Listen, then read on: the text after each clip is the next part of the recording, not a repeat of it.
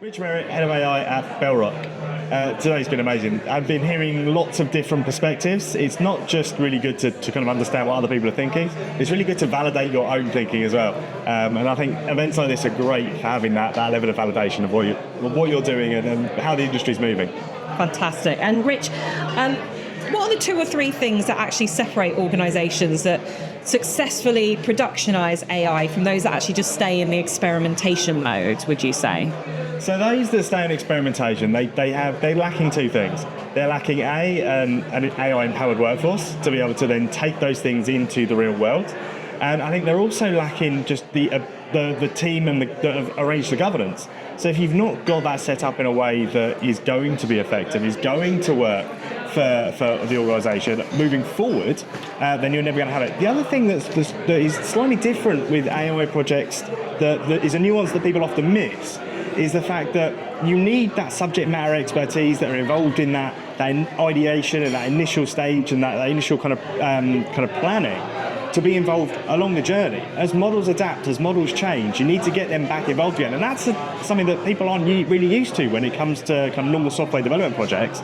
So having them onboarded and having the understanding that you're going to be required now every 6 months as we kind of look at how this model changes and adapts is the real difference between having a successful project and having a project that is just going to remain in POC purgatory.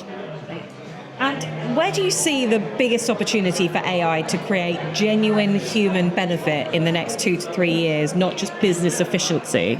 So I think the genuine human benefit comes in the use of AI allowing our humans to have those human interactions, be able to talk to people and actually build those client relationships much stronger than we've ever been able to build before. Because before now we've had to make notes, or we've had to take photos, or we've had to do various different things while we've been having those communications. Now we can actually, because AI can do a lot of that for us, can kind of synthesize the information that we're gathering through transcripts or images or whatever else, we're able to build those human relationships in a way that we've potentially never been able to do before. We're almost in a position in history where we're able to go back to the caveman days in a really positive way, because in the caveman days we just talked to each other and we just interacted with each other, and we've got the ability now to go and do that again. So the irony is, by going forward with technology, we go back to a simpler time. Yes, absolutely. Yeah. Okay, that's a great analogy. What does an AI-ready organisation look like in practice, and what's the most common thing that companies, would you say, get wrong when they're trying to implement this? I think the things they get wrong is they don't focus on the people. An AI-ready organisation is an organisation that is willing to embrace the people, is willing to invest in its people. If you don't invest in the people, you're not going to have the skill set. You need an AI-empowered workforce to be able to take anything that you're building forward. And by empowering the workforce with AI, you're also helping to alleviate some of those fears that exist around AI. So if you really focus and invest on the humans and the people that are in your business, you'll have much more success moving forward. And why do you think events like this today are so important for the understanding and the moving forward and the development of AI within industries?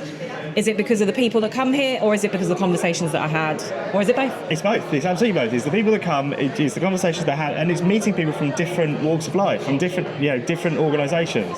But I work in facilities management. I don't necessarily talk to someone that works in compliance, but the fact that we both do levels of audits, so we've both got things to share. And you don't normally come across those types of people in your day-to-day life. So events like this are really valuable for having that interaction, understanding how AI is being used in various different places around the country and around the globe.